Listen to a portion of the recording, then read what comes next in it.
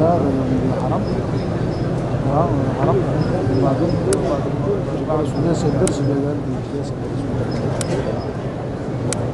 المنبر برز من التفسير اللي عبر أو صعد يجي كل سعودي غريب لا لمطاف لا لمطاف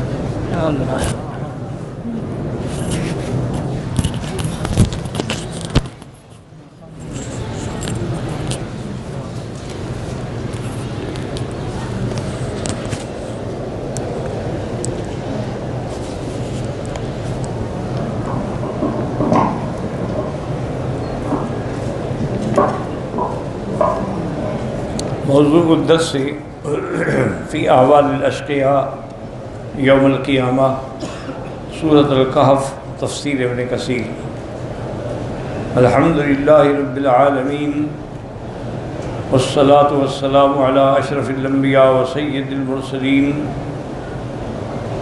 سیدنا محمد وعلی آلہ واصحابہ اجمعین اللهم صل على سيدنا محمد وعلى آل سيدنا محمد كما صليت على إبراهيم وعلى آل إبراهيم في العالمين إنك حميد مجيد أعوذ بالله من الشيطان الرجيم بسم الله الرحمن الرحيم قل هل ننبئكم بالأخسرين أعمالا الذين ضل سعيهم في الحياة الدنيا وهم يحسبون أنهم يحسنون صنعا أولئك الذين كفروا بآيات ربهم ولقائه فحبطت أعمالهم فلا نقيم لهم يوم القيامة وزنا ذلك جزاؤهم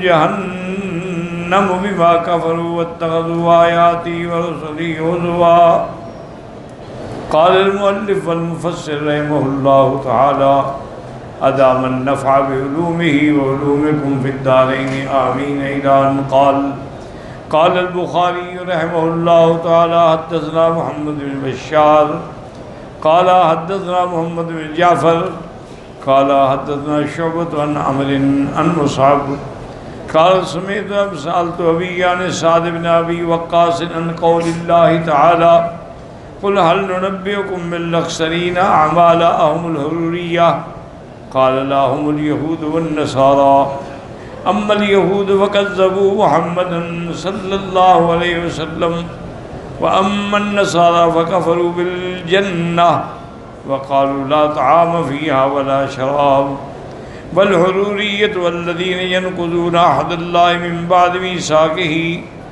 وكان سعد رضي الله تعالى عنه يسميهم الفاسقين۔ اب ان آیات مبارکہ میں اللہ فرماتے ہیں کہ ہم آپ کو بتلائیں کہ جو سب سے اعمال کے طور پہ گھاٹے والے ہوں گے وہ کون ہیں، جن کی محنت بالکل رائے گاں چلی جائے گی اور وہ سمجھتے ہیں کہ ہم اچھا کر رہے ہیں۔ یہ وہ لوگ ہیں جنہوں نے اللہ کی آیات سے کفر کیا، اللہ کے لقاء سے کفر کیا، نتیجہ یہ نکلا کہ عمل برباد ہو گئے اور قیامت میں ان کے اعمال کا کوئی وزن نہیں ہوگا، بلکہ ان کے لیے جزا کیا ہوگی؟ ذالک جزاؤہم جہنم، ان کے لیے سزا اور جزا جہنم ہوگی بسبب ان کے کفر کے، اور انہوں نے اللہ کی آیات کو اور اللہ کے پیغمبروں کے ساتھ ٹھٹھا اور مخول کیا۔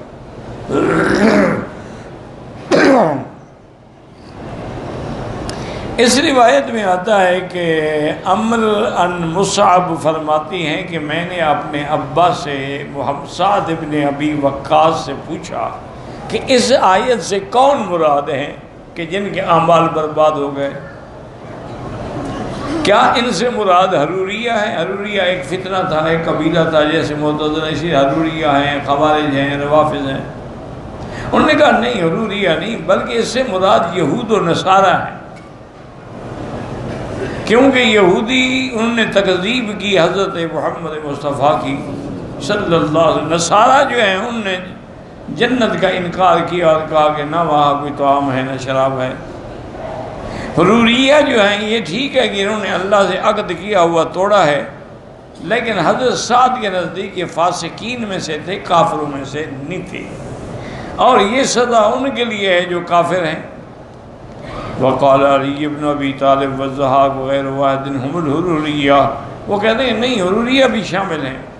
ومعنى هذا عن علي رضی اللہ عنہ ان هذه الآیت الکریمۃ تشمل الحروریہ، حروریہ قبیلے کو بھی یہ شامل ہے، کما تشمل الیہود والنصارى وغیرہم، لا انها نزلت فی هؤلاء الخصوص ولا هؤلاء، یہ کسی جماعت کے لیے خاص نہیں ہے بلکہ ہر وہ جماعت جنہوں نے دین کی تکذیب کی ہے ان کی سزا یہی ہوگی قیامت والے دن۔ بل ہی عام من هذا من هذه الآیت مکیۃ قبل خطاب الیہود والنصارى وقبل وجود الخوارج بالکلیۃ، چونکہ یہ قرآن کی آیات مبارکہ جو ہیں یہ مکیہ ہیں، ہجرت سے پہلے نازل ہوئی ہیں، تو اس وقت نہ یہود تھے نہ نصارہ تھے اور نہ ہی ابھی خوارج پیدا ہوئے تھے۔ وَإِنَّمَا هِيَ عَامَّةٌ فِي كُلِّ مَنْ عَبْدَ اللَّهَ عَلَىٰ غَيْرِ طَرِيقَةٍ مَرْضِيَّةٍ يَحْسَبُ أَنَّهُ مُصِيبٌ فِيهَا وَأَنَّ عَمَلَهُ مَقْبُولٌ مُخْطِئٌ وَعَمَلُهُ مَرْدُودٌ۔ حضرت علی نے فرمایا کہ بل یہ حکم ہر اس آدمی کے لیے ہے جس نے اللہ کی عبادت جو ہے اس کے فرمان کے مطابق نہیں کی، بلکہ اپنی طرف سے ایک رستے بنائے اور یہ سمجھا کہ میں صحیح کام کر رہا ہوں، حالانکہ وہ خطا پر ہیں، حالانکہ وہ ان کا عمل جو ہے وہ مردود ہے۔ اس لیے ایک مسئلہ سمجھ لیں، اللہ کرے سمجھ آ جائے اور مجھے بھی اللہ توفیق دے سمجھانے کی۔ علماء نے لکھا ہے کہ جتنا بڑا گناہ گار کیوں نہ ہو، زانی ہے، شرابی ہے، ڈاکو ہے، قاتل ہے، اس سے یہ توقع ہو سکتی ہے کہ وہ توبہ کر لے اور اس کی توبہ بھی اللہ منظور کر لے، کیونکہ توبہ ایک ایسی نعمت ہے کہ جس سے گناہ مٹ جاتے ہیں، دھل جاتے ہیں۔ حتیٰ کہ صحیح حدیث میں ہے، میرے آقا کا فرمان ہے کہ الطائب من الذنب کمن لا ذنب لہ، اگر کسی نے اپنے گناہ سے توبہ کی تو گویا اس نے گناہ کیا ہی نہیں۔ اور ایک حدیث میں اور بھی بات آئی کہ جب آدمی توبہ کرتا ہے، دیکھیں نا ہمارے دو فرشتے بیٹھے ہیں کرامن کاتبین، ایک دائیں طرف ایک بائیں طرف، دائیں والا نیکیاں لکھتا ہے، بائیں والا گناہ لکھتا ہے۔ اگر ہم گناہ کرتے ہیں تو دائیں والا اس کو کہتے ہیں یار ذرا جلدی نہ کرو لکھنے میں، تھوڑا صبر کرو۔ وہ کہتے کیوں؟ کہتے ہو سکتا ہے توبہ کر لیں، تو وہ وقت دیتے ہیں، لیکن جو ڈوبے ہوئے ہیں وہ کہاں توبہ کرتے ہیں ماں سوا اللہ کی توفیق کے۔ اچھا اگر توبہ کر لے تو پھر فرشتے سوال کرتے ہیں اللہ سے، میرا اللہ اس بندے نے اس گناہ سے توبہ کر لی، آپ نے معاف کر دیا، تو ہم لکھ رہے کہ یہ گناہ کیا تھا، اس کے آگے توبہ بھی لکھ رہے۔ اللہ فرمایا نہیں گناہ لکھو ہی نہیں، مٹا دو بس۔ جب اس نے توبہ کر لی ہے تو گناہ تو مٹ گیا۔ لیکن یاد رکھیں کہ توبہ کی شرائط ہیں، توبہ کرنا بھی سیکھ لو۔ آج اللہ کے حرم میں آئے ہو تو کچھ سیکھ کے جاؤ، کچھ اعمال اپنے درست کر لو۔ توبہ کا معنی یہ نہیں ہوتا جیسے ہمارے یہاں رواج ہے یا اللہ میری توبہ 1,00,000 توبہ 1 کروڑ توبہ 20 کروڑ توبہ، یہ توبہ نہیں، یہ تو مذاق ہے، یہ تو اور اللہ کے عذاب کو دعوت دینا ہے۔ توبہ تب ہوگی جب 3 شرطیں پائی جائیں گی۔ ایک شرط یہ ہے الاقلاع عن الذنب، کہ فوراً اس گناہ کو چھوڑ دے، یہ نہیں کہ گناہ بھی کرتا ہے اور میں توبہ بھی کر رہا ہوں۔ اور دوسری شرط کیا ہے؟ الندم علی العمل علی الذنب، جو گناہ کیا ہے اس پر ندامت ہو، شرمندگی ہو کہ ہائے میں کیا کر بیٹھا۔ 2 شرطیں۔ اور تیسری شرط کیا ہے کہ عزم ہو کہ اللہ یعود الیہ، کہ میں ہرگز یہ گناہ دوبارہ نہیں کروں گا۔ جب یہ 3 شرطیں ہوں گی تو توبہ قبول ہوگی۔ اگر 3 میں ایک شرط بھی نہ ہو تو توبہ قبول نہیں ہوتی۔ اور توبہ کے لیے کوئی خاص طریقہ نہیں ہے، جب بھی بندے کو اللہ توفیق دے، دن ہے، رات ہے، گھر ہے، مسجد ہے، مدرسہ ہے، کہیں بیٹھا ہے، بس اللہ کے دروازے پہ گر جائے اور اللہ کے آگے توبہ کرے۔ یہ بھی ضروری نہیں ہے کہ توبہ میں عربی کے الفاظ ہو، اپنی زبان میں بھی توبہ کرے کہ سچے دل سے کرے، اخلاص سے کرے۔ تو جب بندہ توبہ کرتا ہے تو اللہ فرشتوں کو فرماتے ہیں کہ ملائکہ دیکھو عالم رب عبدی ان لہ ربن، دیکھو میرا بندہ کیسے رو رہا ہے، گڑ گڑا رہا ہے، توبہ کر رہا ہے، اس کو پتہ لگ گیا کہ میرا بھی کوئی رب ہے جو گناہ معاف کرے گا۔ کہتے ہیں یا اللہ پتہ نہ لگتا تو کیسے معافی؟ فرمایا گواہ ہو جاؤ میں نے اس کے گناہ معاف کر دیا۔ اور توبہ ایک ایسی چیز ہے کہ اگر 70 سال بھی گناہ کرتے گزر گئے، سچے دل سے توبہ کی تو سارے معاف ہو گئے۔ لیکن شرط وہی ہے، میں نے کہا 3 شرطیں بھی پوری ہوں اور توبہ سچے دل سے ہوں۔ اب سمجھیں دوسری بات جو میں نے کہنی تھی وہ یہ ہے کہ ہر برے عمل والا توبہ کر لیتا ہے، لیکن بدعتی جو ہیں ان کو توبہ نصیب ہی نہیں ہوتی۔ کیا وجہ اس کی؟ کیا مثلا دیکھو میلاد مناتے ہیں، 11ویں شریف کرتے ہیں، عرس شریف مناتے ہیں، قبروں پہ 9 راتیں بیٹھتے ہیں، اس کی توبہ کیوں نہیں ہوتی؟ کہ وہ تو نیکی سمجھ کے کر رہے ہیں۔ نیکی سے کون توبہ کرتا ہے؟ توبہ تو گناہ سے کرتا ہے آدمی۔ اس نے تو یہ سوچا ہوا ہے نا کہ میں نیک عمل کر رہا ہوں، میں بزرگ کو راضی کر رہا ہوں اور میں اس کے خیرات کر رہا ہوں، صدقہ کر رہا ہوں، اس کے نام پہ میں دودھ تقسیم کر رہا ہوں، میں حضور کی محبت میں میلاد منا رہا ہوں۔ تو اس سے جب وہ اس کو اچھا سمجھتا ہے توبہ کیسے کرے گا؟ تو نتیجہ یہ نکلتا ہے کہ بدعتی اسی بدعت میں مر جاتا ہے لیکن توبہ نصیب نہیں ہوتی۔ الا قلیل من عبادی الشکور، بہت تھوڑے ہیں جن کو اللہ والوں کی صحبت میسر آ جائے۔ ورنہ یہ ہے، یہی قرآن کہہ رہا ہے کہ وَهُمْ يَحْسَبُونَ أَنَّهُمْ يُحْسِنُونَ صُنْعًا، ان کو تو گمان ہے کہ ہم اچھا کر رہے ہیں، جب اچھا کر رہے ہیں توبہ کیوں کریں؟ نتیجہ یہ نکلتا ہے کہ ان عمل برباد ہو جاتے ہیں اور قیامت کے دن ان کے عمل کا کوئی ڈھیلے کے برابر بھی وزن نہیں ہوتا۔ اس لیے حضرت علی نے بڑا عجیب فیصلہ فرمایا یہ کسی پارٹی کے لیے نہیں ہے، یہودی نصرانی نہیں، ہر وہ آدمی جو اللہ کی عبادت اپنے عقل سے کرتا ہے۔ اب دیکھیں حروریہ ہیں، خوارج ہیں، روافض ہیں، وہ بھی یہ تھوڑا ہے کہ عبادت نہیں کرتے، کرتے ہیں، لیکن وہ اپنے طریقے کو سمجھتے ہیں کہ یہی دین ہے، حالانکہ دین تو وہ ہے جو حضور نے سکھلایا ہے۔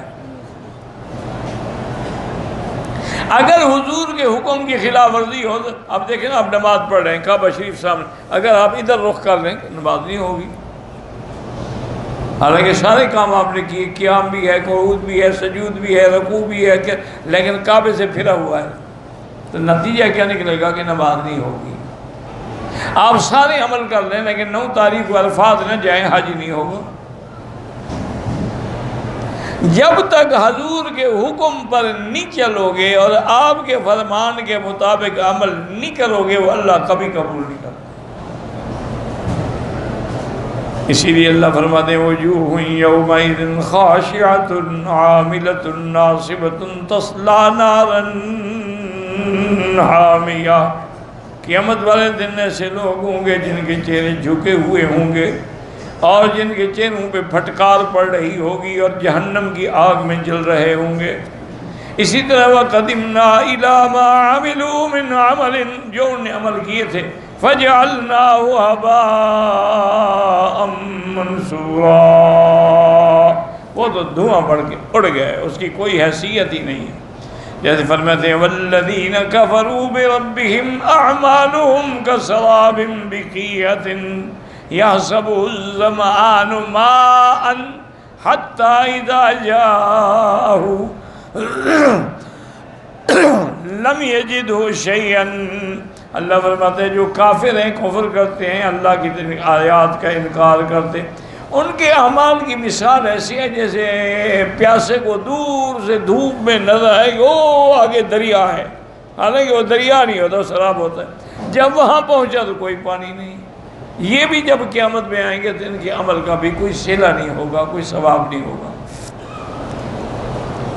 وقال فی هذه الآیت الکریمۃ قل هل ننبئکم اے نخبرکم، کیا ہم تم کو بتلائیں، بالاخسرین اعمالا، سب سے گھاٹے والے عمل میں، ثم فسرهم، پھر اللہ نے خود بیان کر دیا وہ کون ہیں، الذین ضل سعیہم فی الحیاۃ الدنیا اے عملوا اعمالا باطلۃ علی غیر شریعۃ مشروعۃ مرضیۃ مقبولۃ، یہ وہ لوگ ہیں جو دنیا میں عمل تو کرتے رہے لیکن شریعت کے حکم کے خلاف، دین کے حکم کے خلاف، سنت کے خلاف، وَهُمْ يَحْسَبُونَ أَنَّهُمْ يُحْسِنُونَ صُنْعًا وَيَعْتَقِدُونَ أَنَّهُمْ عَلَى شَيْءٍ وَأَنَّهُمْ مَقْبُولُونَ مَحْبُوبُونَ، اپنے دل میں وہ سمجھتے رہے کہ ہم اللہ کے بڑے پیارے ہیں، اللہ کے بڑے مقبول ہیں، ہمارے ان عمل سے حضور ہم پہ راضی ہوں گے۔ فرمایا اولئک الذین کفروا بآیات ربہم ولقائہ اے جہدوا آیات اللہ فی الدنیا وبراہینہ التی اقام علی وحدانیتہ وصدق رسلہ وکذبوا بالدار الاخرہ، یہ وہ لوگ ہیں جنہوں نے اللہ کی آیات کا انکار کیا، دلائل کا انکار کیا، اللہ کی وحدانیت، اللہ کے انبیاء کی صداقت کا انکار کیا، اور جنہوں نے آخرت کی تکذیب کی، فلا نقیم لهم یوم القیامت وزنا اے لا نسکل موازینہم لأننا خالیتنا للخیر، ان کی اعمال میں وزن ہی نہیں ہوگا۔ اچھا عمل نیک ہونا، حدیث میں آتا ہے کہ آدمی ایک کھجور صدقہ کرے لیکن حلال کی ہو تو اس کو اللہ ایسے بڑھا دیتے ہیں جیسے جبل احد کے برابر کر کے ثواب دے دیتے۔